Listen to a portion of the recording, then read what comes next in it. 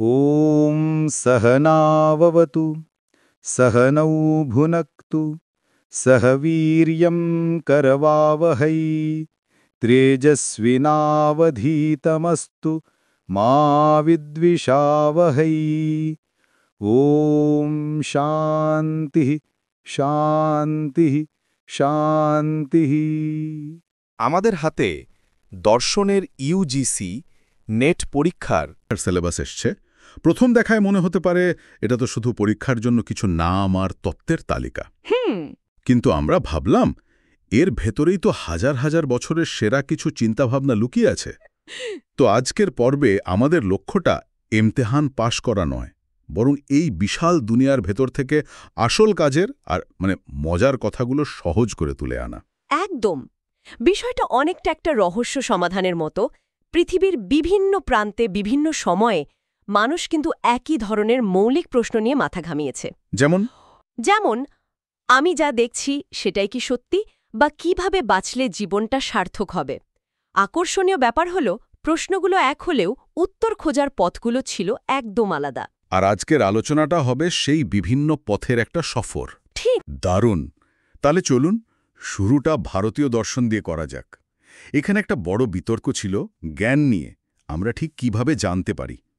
এই সিলেবাসে চারবাক দর্শনের কথা বলা আছে, যারা বলতো শুধু প্রত্যক্ষ বা সরাসরি ইন্দ্রিয় দিয়ে যা জানা যায় সেটাই সত্যি। হ্যাঁ, যা দেখছি, শুনছি বা ছুঁতে পারছি সেটাই জ্ঞান, এর বাইরে কিছু নেই।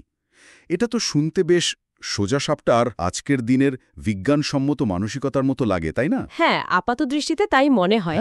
কিন্তু এখানেই একটা বড়সড় চ্যালেঞ্জ আছে। চারবাকদের এই ভাবনা মেনে নিলে কিন্তু মুশকিল। ধরুন আপনি দেখলেন রাস্তাটা ভেজা। আচ্ছা। সেখান থেকে আপনি অনুমান করলেন যে বৃষ্টি হয়েছে। এটা কিন্তু প্রত্যক্ষ জ্ঞান নয়, কারণ আপনি বৃষ্টি হতে দেখেননি। চারবাকরা বলতো এই অনুমান নির্ভরযোগ্য নয়। কেন? হয়তো অন্য কেউ জল ঢেলে দিয়েছে। তারা বলতো ধোঁয়া দেখে আগুনের অনুমান করা গেলেও সেটা সবসময় সত্যি নাও হতে পারে। এক মিনিট, তার চারবাকরা বলছিল যে অনুমান বা শোনা কথায় বিশ্বাস করা যাবে না। তাহলে তো আমাদের আজকের আইন ব্যবস্থা বা বিজ্ঞান দুটোই অচল হয়ে যেত। ঠিক। কারণ দুটোই তো প্রমাণের ওপর নির্ভর করে, যা সবসময় সরাসরি দেখা যায় না। ডিএনএ টেস্ট তো কেউ চোখে দেখে করে না। ঠিক। এই পয়েন্টটাই তুলে ধরেছিল অন্যান্য দার্শনিক গোষ্ঠী, যেমন ধরুন ন্যায় দর্শন। তারা বলেছিল প্রত্যক্ষ জ্ঞান তো ভিত্তি, কিন্তু শুধুমাত্র তার ওপর নির্ভর করে চললে মানুষের সভ্যতা এগোতে পারত না। অনুমান, তুলনা বা বিশ্বাসযোগ্য মানুষের কথা শব্দ, এগুলো জ্ঞানের গুরুত্বপূর্ণ উৎস। কাজেই ভারতীয় দর্শনের শুরুতেই জ্ঞান কি তা নিয়ে একটা জবরদস্ত লড়াই ছিল। একদিকে কট্টর বস্তুবাদী চারবাক আর অন্যদিকে যুক্তিবাদী ন্যায়িকরা। একদম। আচ্ছা, জ্ঞানের এই বিতর্কের পাশাপাশি বাস্তবতা বা রিয়ালিটি নিয়েও তো নানা রকমের ভাবনা ছিল। যেমন ধরুন এই মান্ডুক্য উপনিষদে চেতনার 4টে স্তরের কথা বলা হয়েছে: জাগ্রত, স্বপ্ন, গভীর ঘুম আর চতুর্থ একটা অবস্থা, তুরীয়। হ্যাঁ, তুরীয়। শেষটা নাকি এমন এক স্তর যা ভাষায় প্রকাশ করা যায় না। এটা শুনলে কেমন রহস্যময় লাগে। কারণ এটা বোঝাতে চাইছে যে আমরা জেগে থেকে যেটাকে বাস্তবতা বলি সেটাই হয়তো একমাত্র বা চূড়ান্ত বাস্তবতা নয়। আচ্ছা। বৌদ্ধ দর্শনের ক্ষণিকবাদ ধারণাটাও এই ভাবনাকে আরও এগিয়ে নিয়ে যায়। তাদের মতে জগতের কোনো কিছু স্থায়ী নয়, সবকিছু প্রতি মুহূর্তে বদলে যাচ্ছে। অনেকটা সিনেমার রিলের মতো, যেখানে পরপর স্থির ছবি চালিয়ে একটা গতির ভ্রম তৈরি করা হয়। তার আমাদের জীবনটাও নাকি সেরকমই, অসংখ্য ক্ষণিকের সমষ্টি? তাদের মতে হ্যাঁ। এর ঠিক উল্টো কথাও তো কেউ নিশ্চয়ই বলেছিল, যে সবকিছু বদলালেও তার পেছনে একটা স্থায়ী কিছু থাকে। অবশ্যই। সাংখ্য দর্শন যেমন সৎকার্যবাদের কথা বলে। তাদের যুক্তিটা খুব মজার। তারা বলে কারণের মধ্যেই কার্যটা সুপ্ত অবস্থায় থাকে। কিরকম? যেমন দুধের মধ্যে দই হওয়ার সম্ভাবনাটা লুকিয়ে আছে, তাই দুধ থেকে দই হয়, জল থেকে নয়। এর মানে হল নতুন করে কিচ্ছু তৈরি হয় না, যা আগে থেকেই ছিল সেটাই শুধু প্রকাশ পায়। বাহ! তার এই দুটো ধারণা, ক্ষণিকবাদ আর সৎকার্যবাদ, বাস্তবতার প্রকৃতি নিয়ে দুটো একেবারে ভিন্ন দৃষ্টিভঙ্গি তুলে ধরে। ঠিক তাই। ভারতীয় দর্শন যেভাবে জ্ঞান আর বাস্তবতাকে দেখছে সেটা একরকম, কিন্তু মজার ব্যাপার হলো ঠিক একই প্রশ্নগুলো নিয়ে প্রাচীন গ্রীসেও তোলপাড় চলছিল। তবে তাদের উত্তর খোঁজার পথটা ছিল একদম আলাদা। প্লেটোর কথাই ধরা যাক। হুম তিনি তো বলতেন আমরা এই জগতে যা কিছুই দেখি তা আসল জিনিসের একটা ছায়া মাত্র। হ্যাঁ, প্লেটোর জন্য আসল জগৎটা ছিল আইডিয়াজ বা ধারণার জগৎ, যা নিখুঁত এবং অপরিবর্তনীয়। আমাদের এই ইন্দ্রিয় গ্রাহ্য জগৎটা হল সেই আসল জগতের একটা অস্পষ্ট নকল। তাই প্রকৃত জ্ঞান পেতে হলে যুক্তির পথে সেই ধারণার জগতে পৌঁছাতে হবে। ঠিক, কিন্তু তার ছাত্র অ্যারিস্টটল বললেন না, অত দূরে যাওয়ার দরকার নেই। এই যে আমাদের চারপাশের বাস্তব জগৎ, এখানেই জ্ঞান লুকিয়ে আছে। তিনি কাব্য বা অলঙ্কারশাস্ত্রের মতো বিষয়কে উৎপাদনশীল বিজ্ঞান বলেছিলেন। কারণ এগুলো বাস্তব জগতে নতুন কিছু তৈরি করে। একদম। আর এরপর আধুনিক যুগে এসে তো পুরো খেলার মোড় ঘুরিয়ে দিলেন রেনে দেকার্ত। তার সেই বিখ্যাত কথা, আমি চিন্তা করি তাই আমি আছি। বিষয়টা শুধু একটা সুন্দর উক্তি নয়, এর পেছনে একটা গভীর উদ্দেশ্য ছিল, তাই না? দেকার্তের আসল কাজটা ছিল দর্শনের জন্য একটা 100% নিশ্চিত ভিত্তি খুঁজে বের করা, এমন একটা কিছু যাকে কোনোভাবে সন্দেহ করা যায় না। আর তিনি সেটা পেলেন কিভাবে? তিনি দেখলেন যে আমার চোখের দেখা, কানের শোনা সবকিছুকেই অবিশ্বাস করা যায়। হয়তো আমি স্বপ্ন দেখছি, কিন্তু আমি যে সন্দেহ করছি বা আমি যে ভাবছি, এই চিন্তাটাকেই তো আর সন্দেহ করা যায় না। ও আচ্ছা। আর এখানেই তিনি পেয়ে গেলেন তার সেই অটল ভিত্তি। চিন্তা মানেই অস্তিত্ব। আধুনিক দর্শনের শুরুটাই হল এই আত্মসচেতনতার ওপর দাঁড়িয়ে। বেশ, তাহলে আমি আছি এটা তো প্রমাণ হলো, কিন্তু আমার বাইরের জগৎটা যে আছে তা কিভাবে জানব? এখানেই তো যুক্তিবাদী আর অভিজ্ঞতাবাদীদের মধ্যে ঝগড়াটা শুরু হলো, তাই না? একেবারে। একদিকে দেকার্ত, স্পিনোজার মতো যুক্তিবাদীরা, যারা মনে করতেন শুধু যুক্তি দিয়ে জগৎকে জানা সম্ভব। স্পিনোজার প্যারালেলিজম তত্ত্বটা ভাবুন একবার। মন আর শরীর দুটো আলাদা সত্তা। হ্যাঁ, অনেকটা দুটো সমান্তরাল রেল লাইনের মতো। এরা একে অপরকে স্পর্শ করে না, কিন্তু ঈশ্বরের ইচ্ছায় একসঙ্গে চলে। আর অন্যদিকে জন লকের মতো অভিজ্ঞতাবাদীরা বললেন, ধুর, জ্ঞান আসে অভিজ্ঞতা থেকে। আমাদের মন জন্মের সময় একটা সাদা কাগজের মতো থাকে, অভিজ্ঞতার কালিতে তাতে লেখা হয়। এই অভিজ্ঞতাবাদীদের মধ্যে জর্জ বার্কলের ভাবনাটা তো আরও অদ্ভুত। তিনি বলেছিলেন অস্তিত্ব প্রত্যক্ষতার ওপর নির্ভরশীল। তার মানে আমি যে জিনিসটা দেখছি না সেই মুহূর্তে তার কোনো অস্তিত্বই নেই। ঠিক। তাহলে আমি যখন আমার ফ্রিজের দরজা বন্ধ করে দিই তখন কি ভেতরের আলোটা নিভে যায়, কারণ আমি দেখছি না? আপনার প্রশ্নটাই বার্কলের দর্শনকে বোঝার চাবিকাঠি। বার্কলে হয়তো বলতেন, আপনি দেখছেন না ঠিকই, কিন্তু ঈশ্বর তো সারাক্ষণ সবকিছু দেখছেন। ও আচ্ছা। তাই আপনার না দেখলেও জগতের জিনিসগুলো টিকে থাকে। কিন্তু এই পুরো বিতর্কটাকেই পাল্টে দিলেন ইমানুয়েল কান্ট। হ্যাঁ, কান্টের কোপার্নিকান রেভলিউশন। তাহলে আমি যদি ঠিক বুঝে থাকি, কান্ট বলছেন যে আমরা আসলে বাস্তবকে তার নিজের রূপে দেখছি না, বরং আমাদের মনের বানানো একটা ভার্সন দেখছি। ঠিক। এটা তো প্রায় দ্য ম্যাট্রিক্স সিনেমার মতো শোনাচ্ছে। তুলনাটা চমৎকার। কান্ট ঠিক এটাই বলতে চেয়েছিলেন।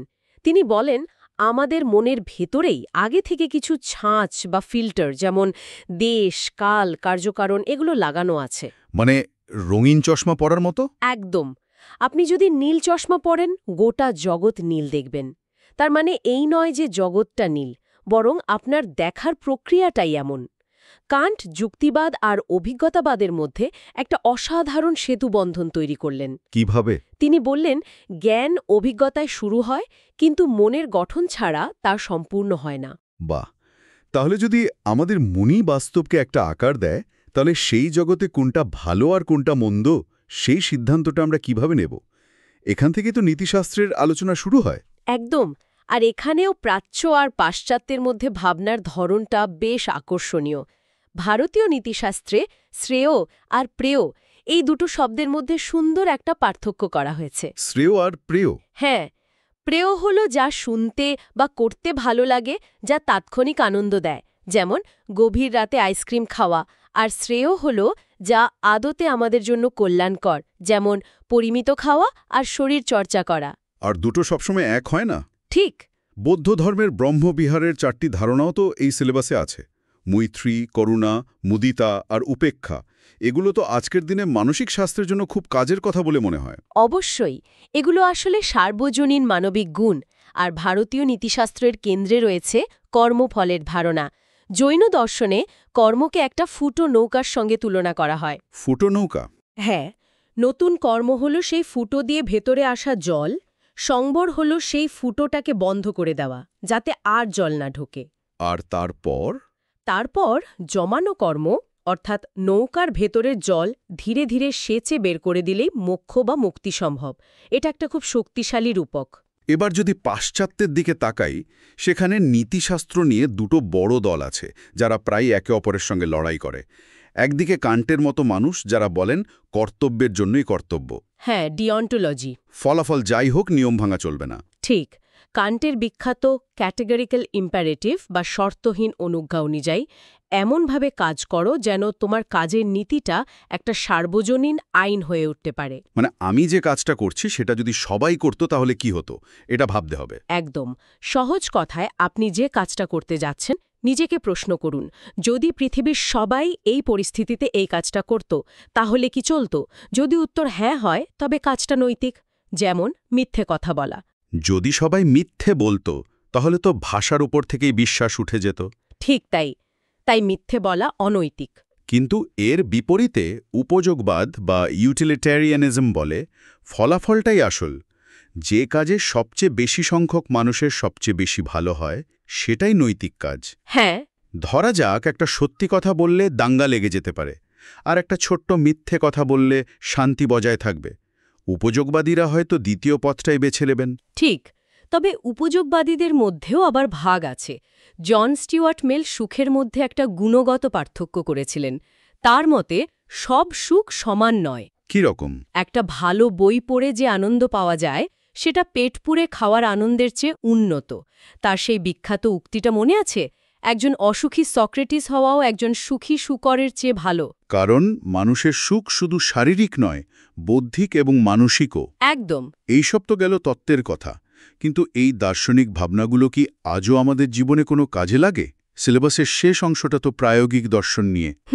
স্বামী বিবেকানন্দীর প্র্যাকটিক্যাল বেদান্ত বা গান্ধীজির সর্বোদয় আর সত্যাগ্রহের মতো ধারণাগুলো তো নিছক তত্ত্ব ছিল না। একেবারেই না।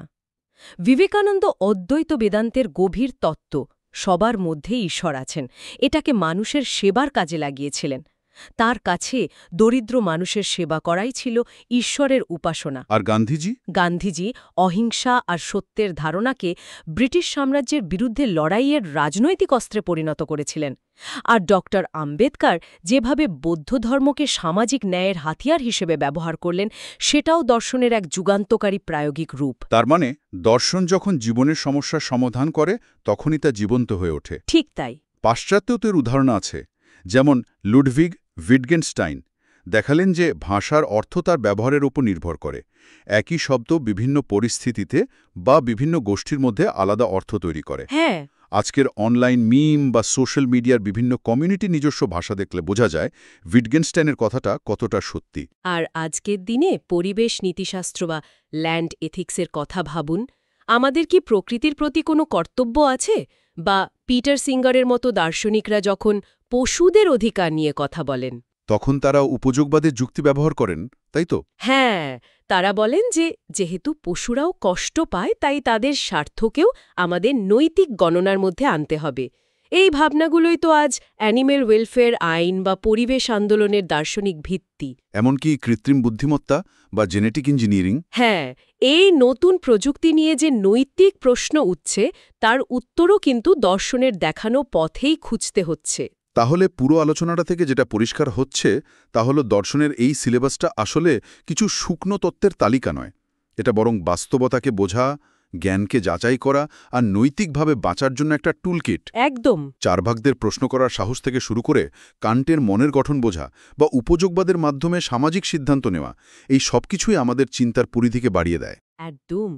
কোনো দর্শনই হয়তো শেষ কথা বলে না, কিন্তু প্রত্যেকটা দর্শনই জগৎকে দেখার জন্য আমাদের একটা নতুন চশমা বা লেন্স দেয়। আর যত বেশি লেন্স দিয়ে আমরা দেখতে শিখব আমাদের দৃষ্টি ততটাই গভীর হবে। ঠিক তাই। একটা নির্দিষ্ট উত্তর পাওয়ার চেয়ে বিভিন্ন দৃষ্টিকোণ থেকে ভাবতে শেখাটাই হয়তো বেশি গুরুত্বপূর্ণ। আর এটাই হয়তো আমাদের আজকের আলোচনার মূল সুর। আমরা দেখলাম সত্য, বাস্তবতা এবং নৈতিকতা নিয়ে হাজারো পরস্পর বিরোধী তত্ত্ব রয়েছে। তাহলে কি এর থেকেই এটাই বোঝা যায় যে কোনো একটা নির্দিষ্ট বা চূড়ান্ত উত্তর খুঁজে পাওয়াটাই দর্শনের মূল উদ্দেশ্য নয়? বরং সঠিক প্রশ্ন করতে শেখা এবং নিজের চিন্তাভাবনাকে ক্রমাগত চ্যালেঞ্জ করার প্রক্রিয়াটাই কি আসল দর্শন? Thank you for watching this video. If you enjoyed it, please like, share, and subscribe. Your support encourages me to create more content. Thank you.